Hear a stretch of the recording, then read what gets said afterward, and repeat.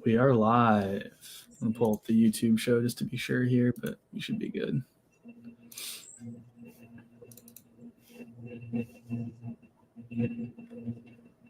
Yeah. Okay. Cool. We got some background noise going on. I don't know if you got a fan going or not. Yeah, I got you. All right. Probably start off just looking at the games overall slate makeup. There's going to be a few popular spots this week and some few not popular spots this week. But I mean, I think the game on everybody's mind this week, especially after the Monday night performance, is the Commies Cardinals game. Highest total of the week, fairly tight spread, and it looks like the Commanders are letting Jaden Daniels throw the ball.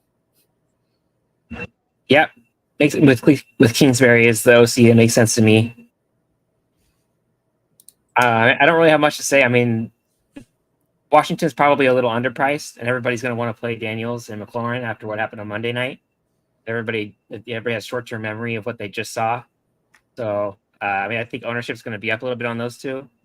I kind of like getting to the more expensive Arizona guys like Marvin Harrison and Kyler. I mean, Marvin Harrison's he's 8,200 on FanDuel and 7,500 on DraftKings. Oh yeah, I'm on FanDuel here. Let's go to DraftKings quick. Yeah, I just don't think anybody's going to want to pay that price for him because he hasn't proven he's like that elite, like Jamar Chase, Justin Jefferson type of receiver yet. Yeah, similar ownership on both sides too at 5%, and Kyler less popular than Jaden Daniels on DraftKings. And yeah, I mean, I don't know. It's the Commies aren't good at stopping the pass. Marvin Harrison Jr. is elite.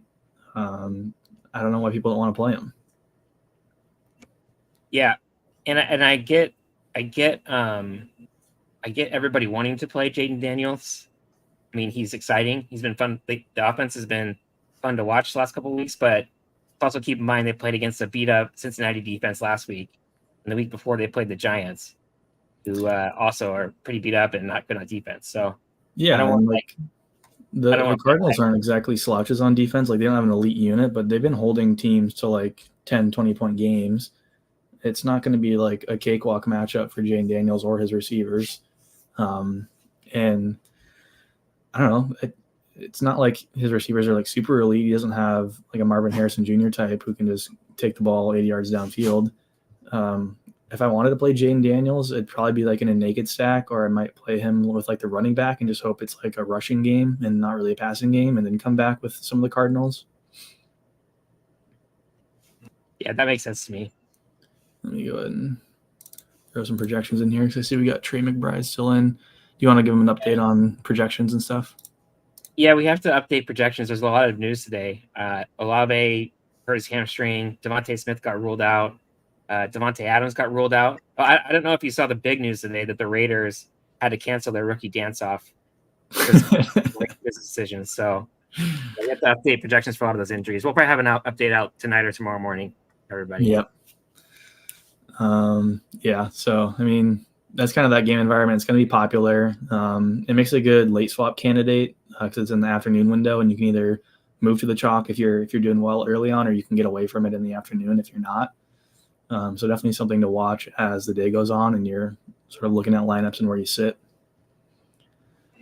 Yeah, the other thing I'd say about the Kyler Marvin Harrison Jr. stack is the McBride injury does matter, right? Because now targets have to go somewhere else. I mean, obviously Dortch can now get involved a little bit more.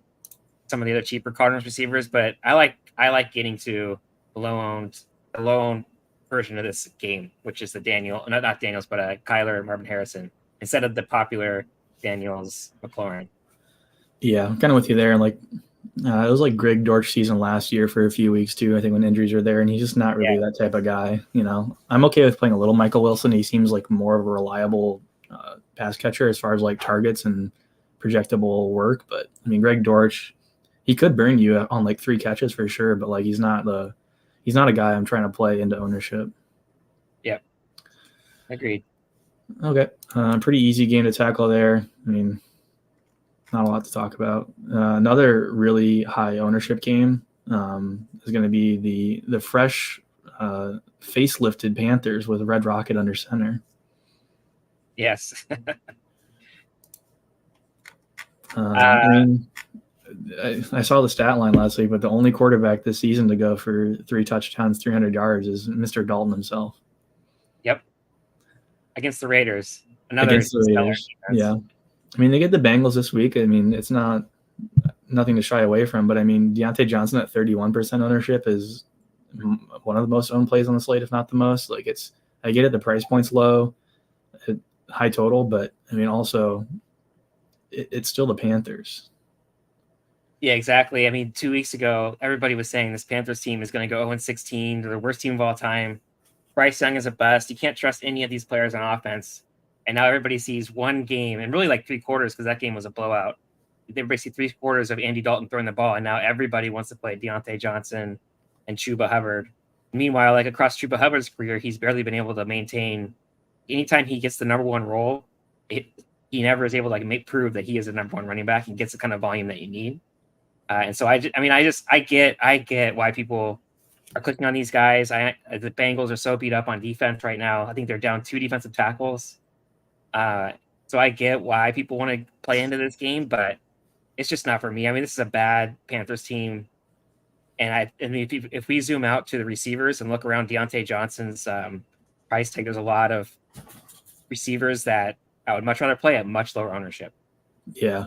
And that kind of weighs out in the ownership, like 30% for Deontay Johnson and 2.9% for Andy Dalton. So, like, this is a spot where people are just kind of plugging them in as 1-offs or 2-offs, the Johnson and Hubbard pair. They're not really trying to play the Dalton stack with it. And like you said, like the Bengals are down like 2 D linemen. So, like, the pressure is going to be 0 on Andy Dalton. So I do kind of get that. Like, he's going to have time to sit in the pocket and throw the ball. It's just, are you going to play 30% on Deontay Johnson at 5,600? And, you know, can he score 25 plus? Sure. But is his median outcome also like 10 points? Yeah. Yeah. And it's not just Deontay Johnson too. I mean, Tommy Tremble. Yeah. Is Tommy Tremble the highest one in this week? Yeah. Xavier Legette. Yeah. I mean, at least Xavier Legette isn't going to be on, but Mingo is going to be on a little bit too. And I mean, what proportion of, if people are stacking Burrow and Chase, Burrow has 9% ownership, Chase at 7. It's about what we're going to have probably. I wonder what percentage of those stacks will have the Deontay Johnson bring back at that ownership. Like, I think either one of Deontay Johnson or Chuba Hubbard in like a Burrow Chase stack is going to be very high on. Okay. Yeah. I just wanted to highlight hold on, let me pull it up, because now on DraftKings, I was just looking at some of the receivers around Deontay Johnson. I'm just finding I can scroll down there too. To not play this Bengals this Bengals offense. Yeah, like in that range, even McLaurin at like 1/3 the ownership of Deontay Johnson for $300 more or $200 more. Looks like a way more attractive play. I can't play Jawan Jennings at 5,600 after he absolutely burned me because I didn't have enough from last week. Jacoby Myers is probably going to get a little more ownership because Devontae Adams is out. Yep. And if he's 0.5% owned, he's at least somewhat interesting, even against the Browns. Yeah, I think that number will come up. And the Niners environment, it's going to be a pretty slow game. I don't think I want to like overly stack that at all or get to that a whole lot. I just don't see like a path where that game is producing like a GPP winning score. Kind of feel the same about the Browns and the Raiders, although I think there's more chance there with value pieces and one-offs just from the injuries on Devontae. And I think the prices on the Browns are still low, even though I don't really want to play them. Yep, agreed there. Another fun game we got to talk about this week where injuries are afoot are the Jacksonville Jags and the Houston Texans. Yep. When I was running Sims earlier with my projections before all the injury news, but I was getting a ton of Houston stacks, which again makes sense. And this is also before the Tank Dell news. So I was getting a lot of like two pass catchers with Stroud, Akers, and 2 pass catchers. That's probably going to change a little bit with Dell being out. But yeah, I expect to be getting quite a bit of Houston. I mean, it's just a smash spot, I guess. And again, this is another team that everybody saw on Monday night get throttled by Josh Allen and the Bills. So people are going to want to play against this defense. It makes sense to me. What's your opinion on Akers again this week? Because Mixon's still out, I believe, or is he projected back in now? No, I just saw. I think he got in like a limited practice today. He's back. Okay. Yeah, I mean, Mixon questionable, limited. I don't think I want to go to the running backs here anyway. Wrong tab, but like Nico has historically been the man beater. Jags are running man on almost every play. It's just no Tank Dell. He's going to be pretty much the only option in front of Stephon Diggs and Cam priced up. Yeah. Cam did get priced up. He didn't look great. He fell into the end zone last week and sort of paid off his salary. Didn't get you a score you had to have, but I didn't want to play him last week, and I don't think you're going to play him this week. If I'm playing this game, it's going to be all through the air. Just Shroud, Collins, stack it up, play it. I'm playing Nico probably in almost all my lineups, whether there's Shroud there or not. It's a great spot. 22% ownership is fine. I'll get different elsewhere. Yeah, that feels like way safer chalk to me. Or chalk, maybe not safer, but chalk I'm much more likely to play into would be Nico Collins in this spot. Yeah, if you ran the slate 100 times, like the amount of times that Collins is going for 25 plus compared to Deontay Johnson is incredible, and their ownerships are flipped basically from that. Yep, and with Dell being out, the double stacks with Houston become way more viable because all of that target volume is going to Collins, Diggs, or Schultz. Yep, and I mean Jacksonville, Trevor Lawrence obviously looks terrible. The Jags look terrible in general, like 0-3 to start. Is there a way that they can stay in this game and make it competitive, or is this just gonna be like a throttling? Can we just go back to when Doug Peterson and Nick Foles beat Tom Brady and Bill Belichick in the Super Bowl? Yeah, man. That was for you, Dan. What happened? How the mighty have fallen. Really special, man. Yeah. High variance. I will say Brian Thomas Jr. looks good to me as like a prospect so far. I've been impressed by him. Lawrence clearly likes him. 3% owned. It's a nice way to get a little differentiation with the Stroud stack with Collins, for example. Yep. So yeah, I like having a Jacksonville bring back here. I feel like this game's gonna have points. Yeah, I like Kirk too. On the other side of the ball, he's coming in with more ownership, but he's also been a guy where you can really count on him and for a good amount of targets. And if this game plays fast, a lot of passes, I mean, they're gonna have to be passing the ball. They're gonna be playing from behind most likely. So I like Brian Thomas Jr. I like Christian Kirk coming back on those stacks. Yep. Resident Philly fan has showed up. Go Birds. Should we talk about the Birds and the injury situation over there? Yeah, no Devontae. And A.J. Brown's questionable now is what I saw. Yep. I did look at this game, and I do kind of like it. I'm not sure if it's like a game I want to stack game environment-wise, but I like Barkley a lot. I like Goddard a lot. And on the other side of the ball, I was looking at T-Bay run splits, and Bucky Irving is averaging like a ridiculous amount of yards per carry, and they're trying to get him the ball more to the point where I'm like, I kind of want to just flip the projections on Rachaad White and Bucky Irving and kind of just get there. Yeah, you could also do like negative correlation. Would be another way to do it between them.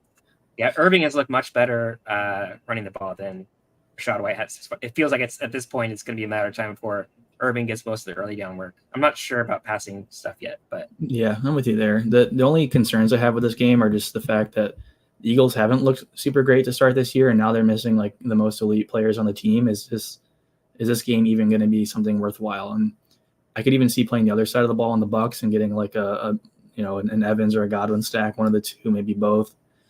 And maybe bringing it back with just Saquon or just Goddard and just saying like this team is not going to be throwing the ball 10 times to Jahan Dotson. They're probably going to be trying to run a lot and take the ball away.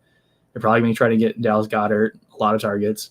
I like kind of playing the Tampa Bay side of the ball and then coming back with one of the Philly guys who we know has a projected role in the offense. And you can soak up a lot of opportunities that way. Yeah, Saquon looks great, again, at 8K, less than 10% ownership on ETR at least.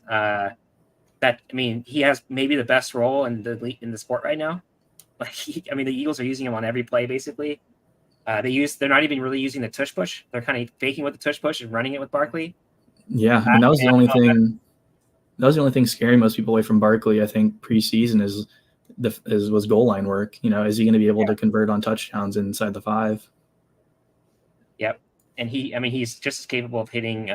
Nick. Yeah, he's questionable now. He got upgraded today, I think. I don't know if he practiced, but he got upgraded to questionable. I saw on the report.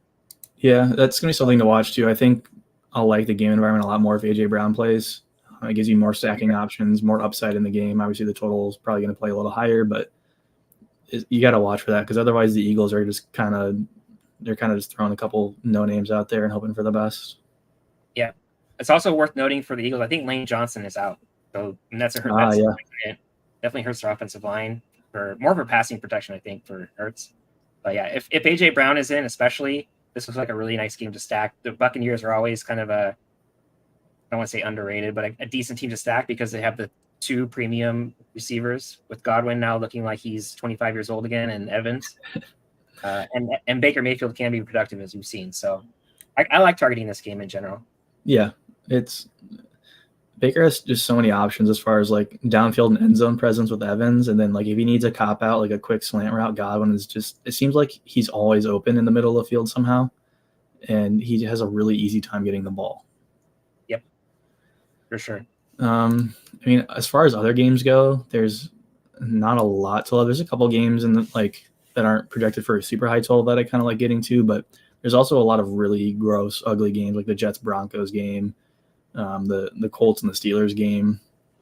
Yeah, Packers Vikings could be interesting if Jordan Love plays. It'd be an interesting game to stack. Obviously, a lot of makers in that game. We get the Aaron Jones revenge game. Yeah. Nick thinks Lane Johnson's probably clean. Okay. That definitely helps the Philly then. Yeah. Yeah, and I like this point by Dan too, is that the Eagles have a bye coming up, and if AJ Brown's not 100%, there just really isn't a point for them to go out there, especially with Devontae out. You know, it doesn't make sense for them to kind of show him in a game where they're going to have trouble getting the ball down the field. This game, Aaron Jones has seemed like a really competent runner through the first few games of the season. He's coming with a lot of ownership. I'm guessing that might be due to his price. He's priced at $6,400, but he's still getting a majority of the workload. The Vikings are still kind of slotting in a few other guys at running back, but for the most part, it's Aaron Jones, especially on the goal line. And Sam Darnold is moving the ball.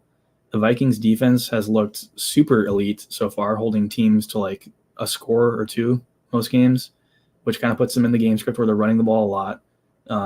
And all that being said, I like Aaron Jones a lot this week. Yeah, I don't really have an opinion one way or the other. I'm kind of let our tools decide what to do. Like I'm perfectly fine with playing him. Yep. I mean, he's getting the volume for sure. So yeah, I mean, it's just wherever he ends up falling in my exposures, I'm not going to tweak it too much unless I get like a crazy amount or something. I'm just going to kind of let the Sims do the work for me. Yeah, I mean, this is a good spot too. I like getting toward this game. The ownership isn't going to be as high as other places, and like the NFC North game, sometimes they just pop off and you never really know. So I like that. Justin Jefferson, again, coming in with like ludicrous ownership. Nobody wants to play him still. Whatever. Can easily go to him for a low on stack, and every slate he has the chance to blow the top off. So, yep. Jaden Reed, I like on the other side of the ball. Mini Debo, especially with Jordan Love back. I like getting there.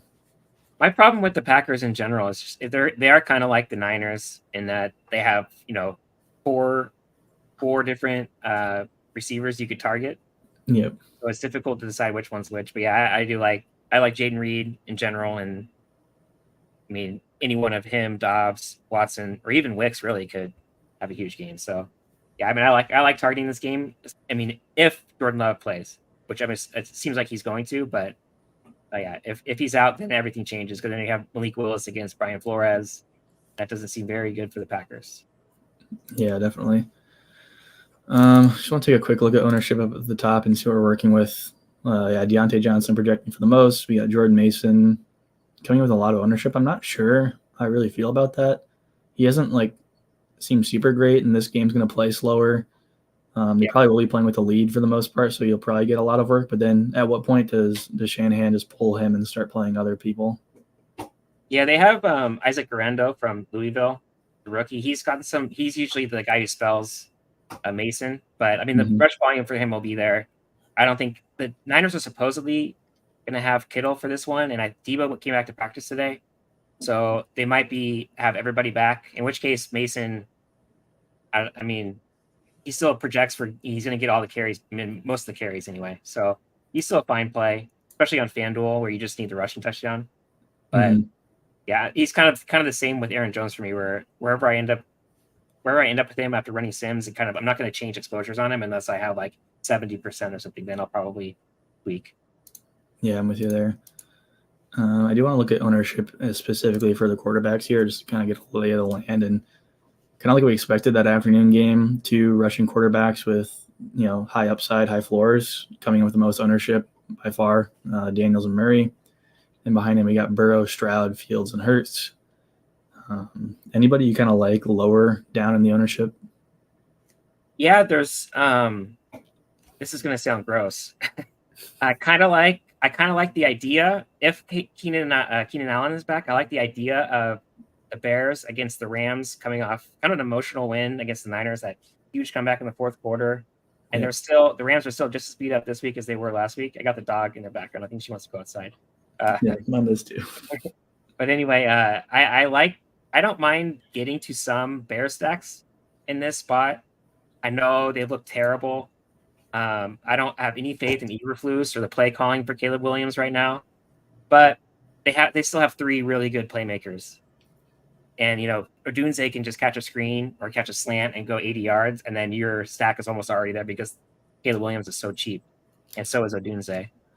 Yeah, and I'd probably stay away from the backfield here. There's been talks about bringing Roshan in, and they're splitting work, and what was it, like 1st and goal from the 1 or the 2, and they can't get the ball in the end zone on the ground. Play calling is kind of weird. But that being said, the Rams defense has been giving up 1 billion yards a game, and the Bears are capable of getting the ball down the field. Can they convert on it? Possibly. It's probably worth a shot at the ownership here. Right. And for what it's worth, Roshan's he's not viable really on this slate. Maybe if you're super desperate for a punt, but Roshan's rushing yards prop keeps getting steamed up this week. So a lot of people are speculating that Swift is either just going to get his carries taken all the way down, or Roshan's going to become the starter, or something. So it seems like the rushing attack is really up in the air for Chicago this week. Yeah, just a spot to avoid running back by committee. There's plenty of other running backs to play. If you're attacking it, Caleb Williams, Keenan Allen if he plays, Cole Kmet, reliable end zone target normally for the Bears. So don't hate it. On the other side of the ball with the Rams, if you're trying to game stack it, Kyron Williams is going to be pretty popular this week. Gets all the opportunities. The offense is still kind of banged up. PPR and DraftKings is great for him. Yeah, that's about it. Jordan Whittington, McVay keeps scheming up touches for him. He's really cheap, but that's pretty thin for value play. I don't think you really need it on this slate, but it's worth at least mentioning. Yeah, on an early slate or something, you play him. There's one other quarterback I wanted to ask about was after that Eagles game last week, the Saints, they were so chalky, and now against the Falcons indoors, the ownership is down from way down from where it was last week, especially on Carr, and Olave's hurt, so it kind of changes everything because he hurt his hamstring in practice, so he might not play. But I kind of liked New Orleans as a stack this week until this Olave news came out. Yeah, I mean, the first 3 weeks, it was the Saints were unstoppable. They're scoring 50 points a game. They go out, kind of lay a dud, and now everybody's scared off of them. Yeah. We can do a quick tentative sim run here. Obviously, there's going to be things we need to look for as far as injury news throughout the week. I'm just going to go make sure I get these players off the board so they're not popping up in sims. But I think I've ran 1 sim so far, and it was pretty heavy on Jane Daniels. I was getting some Eagle stacks, surprisingly, and then Shroud, I think, was the other guy popping up for me a lot. Yep, that's what I was getting to. Okay. The Eagle stacks, I guess, are the questionable one, and it really, like I said, it depends on the A.J. Brown, his status, if they play him or not, and Lane Johnson as well. Mm-hmm. I really don't mind any of the exposures I was getting kind of running stuff earlier today. But everything's changed in the last 2 hours, so we'll find out. Yeah. I'm gonna run a sim for the power sweep, the 3 max smaller field contest, and kind of see what pops up there for my weights.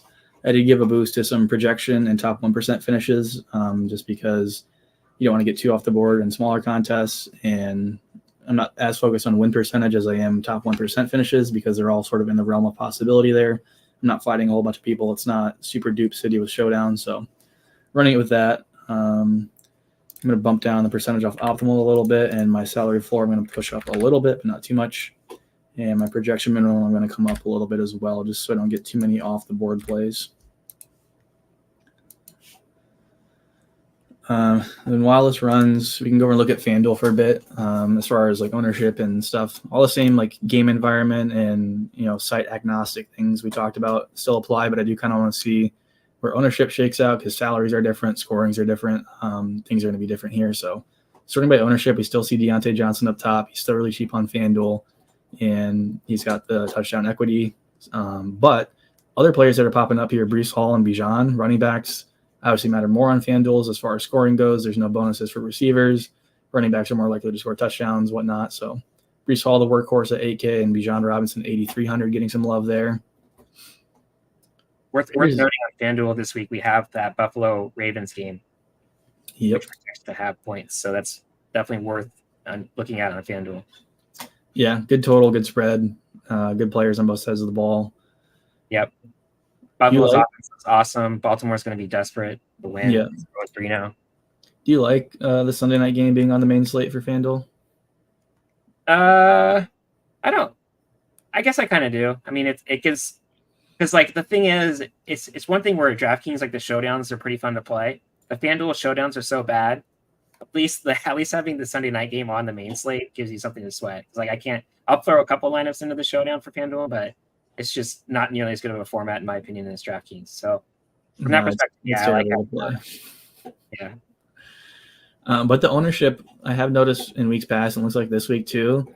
I don't know. It's not that people don't know the games on the slate, but it feels like they ingest all this content during the week, and it's mostly for DraftKings, which doesn't include this game. Nobody gets talked about, and it kind of reflects an ownership where these players get their ownership depressed. Like, is Josh Allen really 2.4% on a main slate? He is 9,200. That's fine, but I mean, Josh Allen on a normal slate is picking up way more ownership than that. Even Lamar with the rushing upside at 8%. Yep. Yeah, I think last week Bijan ended up being kind of it seems like there's one or two players that end up somewhat chalky in the late game. I think Bijan was last week, and Kupp was the week before without Puka. But like those are pretty obvious spots to play into. So I think you're right in general. I would guess that the ownership is slightly lower for that Sunday night game than they would be like if that game was like at 1 and on DraftKings slate as well. Excuse me. Yeah. Ownership for quarterbacks looks like Kyler Murray is a bit pricier on FanDuel, but ownership's sort of funneling towards Jaden Daniels in that game. Yeah. And Justin Fields. Yeah, I mean, it's surprising to me that game against Indianapolis has a 40.5 total. I would have thought that thing would be in the 30s.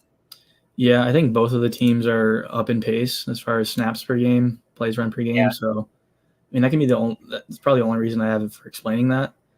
I don't really love the spot. Anthony Richardson has not looked like the quarterback that he was last year. I don't know if it's injuries. I don't know if it's like a different scheme or what, but the Colts don't look like they look like they did last year. Yeah, I think part of it with Richardson is he's just a super boomer bust type of player. And so like when he looks great, like in week 1, when he was hitting those deep balls to Pierce, he looks like he's the best quarterback of all time. And then the rest of the time, he does not look like the best quarterback of all time. So I think that's part of the reason. It looks like Pittsburgh's getting ownership on FanDuel at least. Some of these Pickens. I'm wondering if that's like a pricing thing or what that is, but that seems like some pretty healthy ownership for a game environment that's not that great. Yeah. We got our lineups built on DraftKings here. Let's look at our top 150 set for funsies and look at ownership here. Kind of like we expected, tons of Nico Collins. Elijah Higgins, a good value piece. Yeah, he's going to be, if the injuries stay that way, then yeah, he's going to be pretty popular, I suppose. His price is probably super low. Not quite sure. Oh, Bright is out. Okay. Yeah. He is 3,100, so yeah. I don't know. It reminds me of like the Saubert situation last week where like, yeah, he's getting the starting role and he's cheap, but like, are you really expecting Eric Saubert to play the Kittle role, or are you really expecting Elijah Higgins to play the what's his nuts role? Like, I don't think so. I definitely don't want to play him at 43% ownership. I'm just going to other pass catchers on that offense. Yeah, but the tight end position as a whole has been so bad so far this year. I mean, what do you really need out of tight now? Playing double tight end like some of these Goddard Higgins lineups, I definitely wouldn't do. But what do you really need out of Higgins to be in the winning lineup on DraftKings? Yeah, and for the 4-4-4-4, like the 4,000 entries, I think you can probably take like a 5-point tight end spot as long as your other pieces are hitting. Like it's not as important as like a Millie lineup, so that might be why he's bubbling up here. But yeah, as far as like tight ends go, you can see like Gesicki, Tremble, Goddard, some Freiermuth. Like this is not an elite tight end week for sure. I'm guessing at the tight end spot, ownership is kind of coming in pretty high on Goddard. Ooh, Tremble actually, 2,700. So I mean, purely salary savings there. But I mean, yeah, Dallas Goddard really the only guy who's capable of like a super ceiling on this. Otherwise, it's like pick your flavor of the week. Yeah, Tucker Kraft. Yeah, so I guess it does kind of make sense if you want to save salary and just kind of put somebody in and spend your money elsewhere and just hope that they make up the points that he may or may not be scoring. You kind of want to see if we exclude him, what else kind of funnels up here. Probably have to exclude him from the flex position as well. There's not a ton of them coming. If he comes up in flex, I think that's probably fine. But Tommy Tremble. Yeah, good old Tommy. Yeah, I have a feeling I'm going to end up under the field on Tommy Tremble this week. Mm-hmm. So we've got some Daniels, some Murray, more Fields than I kind of thought we would have. Fields and Najee, kind of a weird combo given the rushing, floor for both of them and kind of splitting that work. But yeah, I don't think I really want to play him unless I'm stacking the game, and I don't think I'll be stacking that game. It's just not somewhere I'm putting in my 150. Fields? Yeah, I'd play him naked, but like pairing him with Najee and pairing him with like a pass catcher on top of that too, and then not playing anybody from the Colts.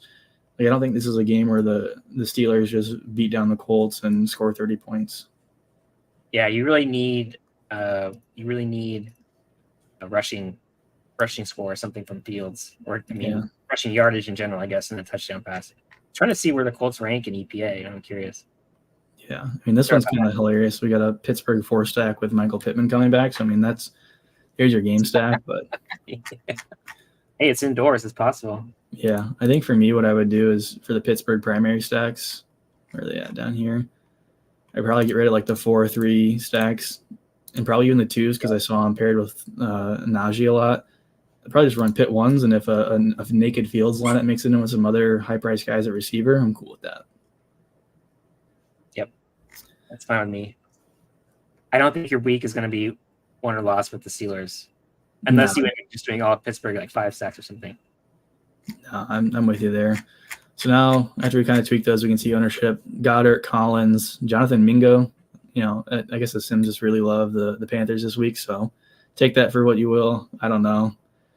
Like, I feel like sometimes I try to fight the Sims because I think I know better, and sometimes it works, sometimes it doesn't. So, but I don't know if like the Panthers game is a spot that's going to kill me if I try to fade it.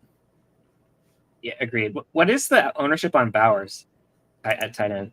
He was, and speaking of chalk that failed last week. Brock Bowers, 3%. With no Devontae Adams, huh? Yeah. No, it's the Browns defense, but the Browns defense, I wouldn't say, has been at the same level they were last year. So I got 5% Brock Bowers in this 150. I'm picking up what you're putting down there. I liked him last week. I don't have any reason to not like him this week, so might bump him to like 25%. Yeah, that seems reasonable to me. Or maybe just give him a boost on the projections. Yep. A little bit. Yeah, if I reran a sim, I'd probably boost him and thumbs down some other people, boost some others. Whole 9 there. Yeah, I was debating earlier today what to do with the Panthers game because I would like to be under the field on that game. I can't decide if the best way would be to do it in the exposures or with just editing the projections manually or using the boost. Yeah, I think if you're only running one sim and you don't have time to build more or you don't want to build more, I think exposure is the right way to do it. But if you do have time to run another sim, I do think it's worth thumbsing down those players, tweaking some settings, and running more lineups and just kind of seeing where that gets you. You'll get some different combinations. Correlations will obviously affect your lineups coming out. So I do think it's probably worth altering projections for guys you don't like or want based on your first run and going back in. And then if you don't like what you're getting, either run another sim with more tweaks or filter with exposures. Yeah, and the nice thing about the boost is the correlations apply. So like if you dock somebody by 10% with a boost, then the same correlations that we use in the sim are also applied to the projections for everybody else in that game. So I feel like just docking one of the quarterbacks or both of the quarterbacks. Actually, I probably would just dock Dalton, and that would dock all the other Panthers projections. Probably one way to do it. Yeah, I was curious to see how much Saquon we were getting, and it wasn't a lot in this run, only 5%. I'm kind of curious if I force more Saquon in, sort of where does that get us? I'm guessing more Eagles lineups. Possibly. Potentially more Tampa Bay lineups. That's what I'm kind of wondering is, if we're going to end up with some Baker stacks. Mm-hmm.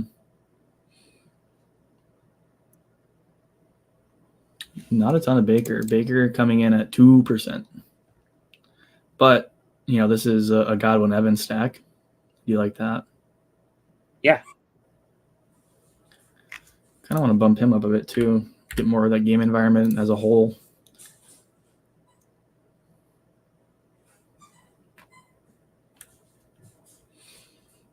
Now we're sort of seeing that as you mush more things into your field, the longer it takes to sort and filter by those. So to your point about rebuilding instead of setting exposures, it does save you a bit of time as far as filtering down lineups.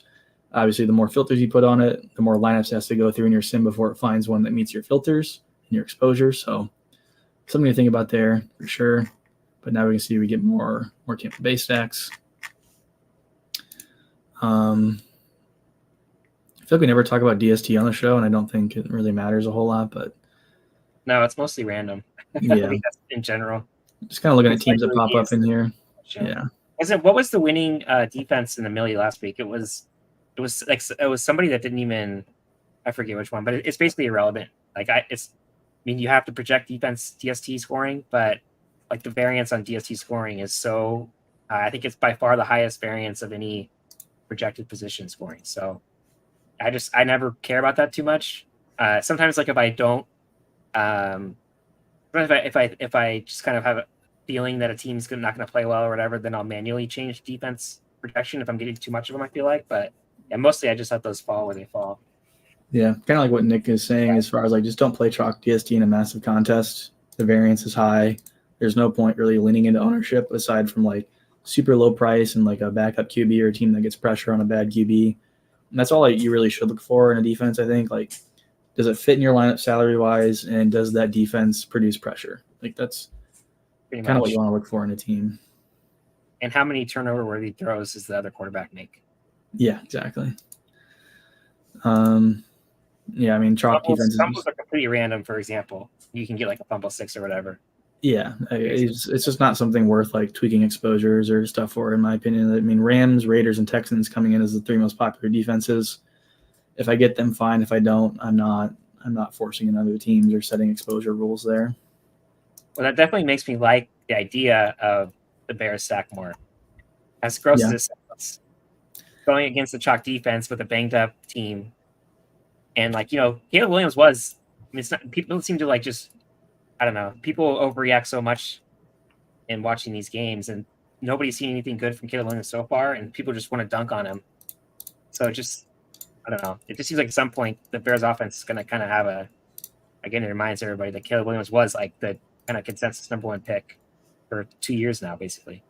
Yeah, I just filtered down some Caleb Williams lineups. I kind of want to see what we're getting here. Let's do 150. If you ran 150 Caleb Williams lineups, see what exposure shakes out like. DJ Moore as the number 1 pass catcher there. A lot of Nico Collins. I do like that. I'm guessing it's sort of salary saving, allows you a bit more price range to get there. Yep. And as far as Nico with the Bears stack, that's pretty interesting. If you the top one, yeah. A lot of single and double stacks and not a lot of 3s and 4s is what I'm seeing too. So more of a concentrated offense and only, counting on maybe a Caleb Williams rushing touchdown or a lot of production to go through 1 pass catcher. Seems like that might be the move here. Yeah, I think the reason is the total. So it's like if the higher total games are the ones where we see more of the onslaught style lineups where you have like 3 or 4 pass catchers sim decently, especially in smaller field stuff. But yeah, I think that's just why. I do think that's like a fun way to sort of flip ownership on its head. Is if like for the Arizona Washington game, a lot of people might just play like a QB +1 and one run back, or QB +2 and a run back. Like if you onslaught that game, yes, you're playing into ownership. You're also tackling a roster construction that isn't very popular, and you are eating ownership, but not in the same way everybody else is. Right. I'm wondering in these, I was expecting a bit more Kyron Williams as far as like playing somebody from the Rams. So you can see out of 150 Williams. Something else I think we should bring up along that same lines was, as friend of the show, Dan has been saying, with how far passing has been down so far this year, it seems like, first of all, cheaper quarterbacks are way more viable. In general, the more expensive projectable running backs are better plays. And it also seems like there's more of an opportunity for bigger stacks with quarterbacks to work, like where we know CJ Stroud. I mean, last week was kind of an aberration, but we know CJ Stroud is going to put up points, and we kind of know where those points are going to funnel to. And if every other quarterback on the slate is going to suck, and CJ Stroud is the one that it seems like with you have more of an opportunity there for like a 2 or 3 Houston stack to work out than normal. Yeah, we talked about how Andy Dalton's on TV to go 3 touchdowns, 300 yards this season, and that kind of just points to the state of the NFL offenses. Yep. Any other sort of things you want to look at here as far as like team-specific stacks, kind of seeing what pops up? I'm kind of curious if in the Kyler sim lineups, what sort of stacks are we getting? And it does kind of lean to the point of onslaught in the game rather than just pairing them with a few players. You see a lot of Arizona 4s and 3s up top compared to like a naked Kyler stack. Yeah, and with McBride out and Higgins, I'm assuming we're going to get a lot of Higgins in these. You limited them, I think. I don't know. I don't actually know if it kept your filter. But anyway, yeah, it's easy to do the Kyler 3 stack or whatever with Marvin Harrison, Dortch, and Higgins, because Dortch and Higgins are cheap. And like we were saying, how much do you really need from Higgins for him to be in a winning lineup for you, especially in a smaller contest like this? So yeah, I see the path here for these Arizona larger passing stacks will work out. Yeah, I'm with you there. I was trying to find a lineup here. Like here we've got one with Murray, Harrison, Jamar. This one's even got the Cardinals defense, which I think is kind of interesting, but it's definitely possible to fit those elite players into one lineup. I just don't know how often the field is going to Jamar and Marvin Harrison. And ownership kind of tells us that the answer is no. Yeah, I think you're right. Dan wants to see some Red Rocket lineups, so I will appease him. All right. Take a look here. As far as stacking friends with Andy Dalton, no surprise, Deontay Johnson and Tommy Tremble. Yeah, I mean, that's a route you can go. Certainly is. And then, I mean, the one thing about Dalton is his ownership is so low that I feel better playing into the Panthers chalk with Dalton than without. Yeah, definitely. Like he was like 2 or 3% owned, and his receivers are like 30. That just tells you that people are playing Deontay Johnson as just like first man in the lineup. Don't care about the game, but I'm going to play him. If Deontay Johnson does catch like 2 touchdowns and over 100 yards, I think Andy Dalton hits at a higher rate than 2 or 3%. You would think so. Yeah. And likewise in here, I do kind of want to find like where are we coming back on the other side as far as Cincinnati goes, and we see Jamar, see a lot of Zach Moss too. I don't hate that, although the Chase Brown situation might be worth looking into. I haven't really looked into it a whole lot, but Chase Brown or Zach Moss, one of the two. Don't play both. Yeah, I didn't look at the actual like snap rates from last week, but it felt like Zach Moss was getting almost all of the high leverage carries, and like towards the end of the game when they were trying to come back, it felt like it was all Zach Moss. Mm-hmm. So, but I don't actually. That's just like anecdotally. That's not there's no data behind that. That was just my observation. So be careful running with that.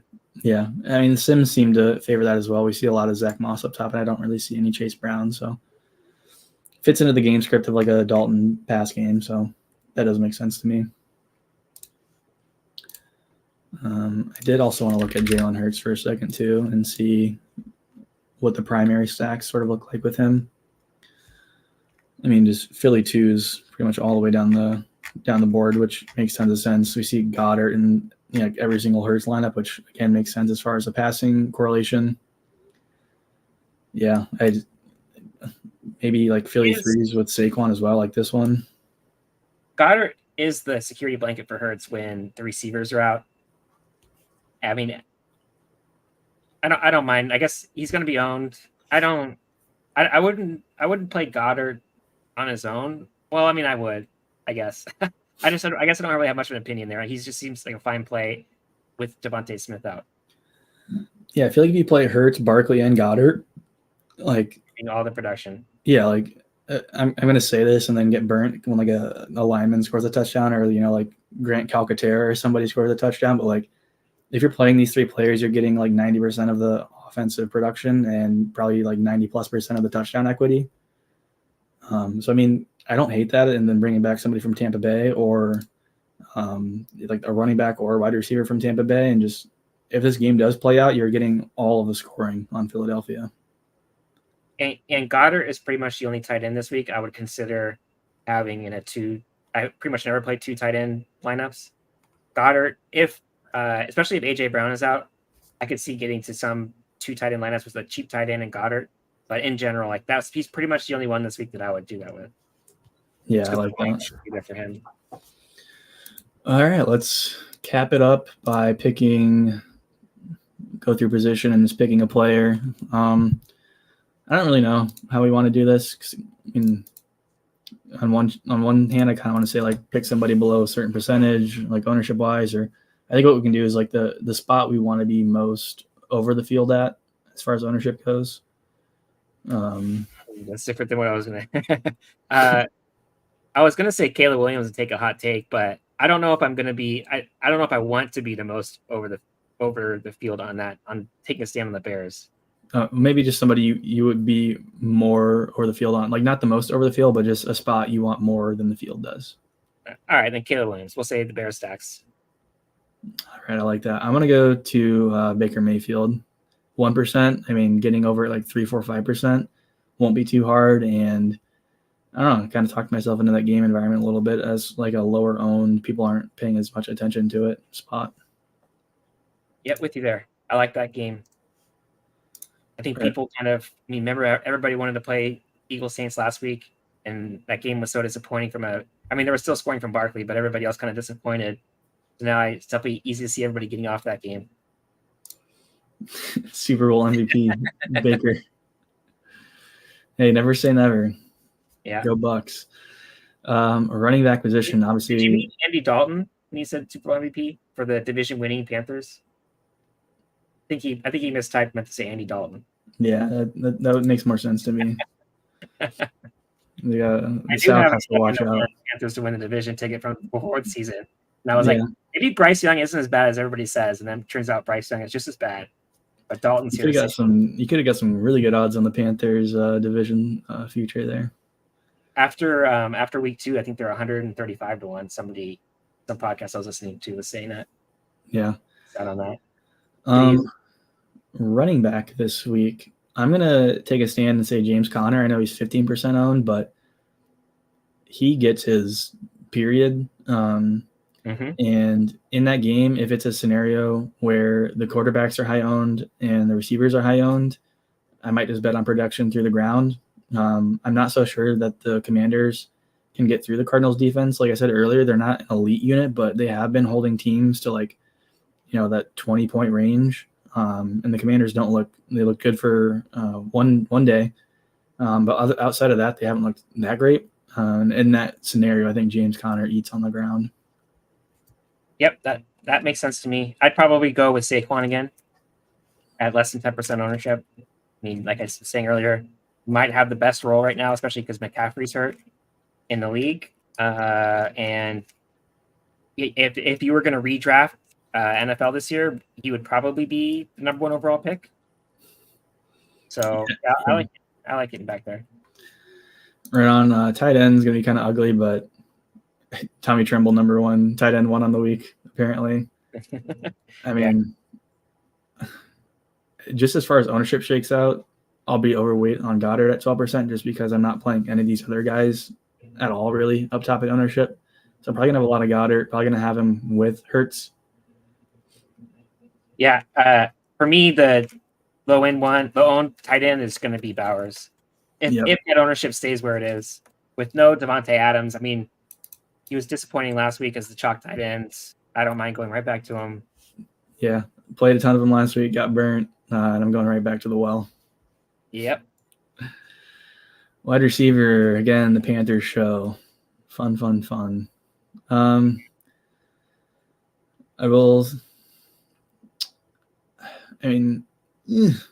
want to say Nico. I'm not going to say him because he's probably high owned this week, but I love that spot. I'm going to be overweight there.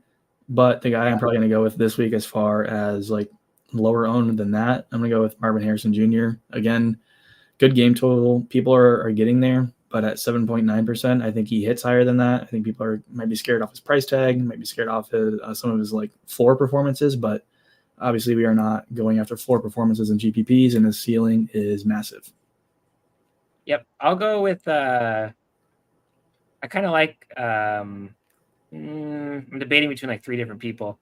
For lower owned, I will say Drake London maybe for Atlanta against the Saints, who've been beat up by wide receivers all year this year. If Olave plays, if Olave's out and the game environment changes to where it just doesn't seem like the Saints are going to score many points, I don't like that as much. But just right now, like if Olave plays, I like Drake London. And just, I mean, there's nothing sexy about playing that Falcons offense, but I guess for like a lower owned receiver, he'd be the one I get to. Alrighty. That's going to wrap it up for us here. Good luck with your contest this week. Head over to AceMind.io for all the tools you see demoed here. Join our Discord. Say what's up. All right. Thanks, everybody, for tuning in. I'm going to try to get baseball projections up in the next 2 minutes. Yep. Everybody go harass Jung. See ya. Yeah.